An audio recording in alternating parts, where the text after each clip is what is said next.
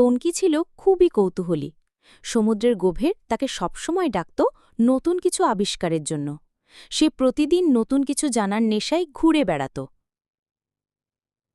আর একদিন সে প্রবাল প্রাচীরের কাছে একটি পুরনো ভাঙা জাহাজের অংশ দেখতে পেল।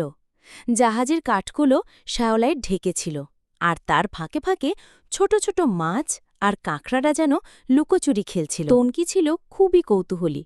সমুদ্রের গভীর তাকে সবসময় ডাকত নতুন কিছু আবিষ্কারের জন্য। সে প্রতিদিন নতুন কিছু জানার নেশায় ঘুরে বেড়াত। আর একদিন সে প্রবাল প্রাচীরের কাছে একটি পুরনো ভাঙা জাহাজের অংশ দেখতে পেল। জাহাজের কাঠগুলো শ্যাওলায় ঢেকেছিল, আর তার ফাঁকে ফাঁকে ছোট ছোট মাছ আর কাঁকড়ারা যেন লুকোচুরি খেলছিল। তনকি সাবধানে সেই পুরনো জাহাজের ভেতরে ঢুকল, আর সেখানেই সে দেখতে পেল এক অদ্ভুত সুন্দর চকচকে বস্তু। সেটি ছিল একটি মুক্তো। মুক্তোটি যেন নিজের আলোয় ঝলমল করছিল।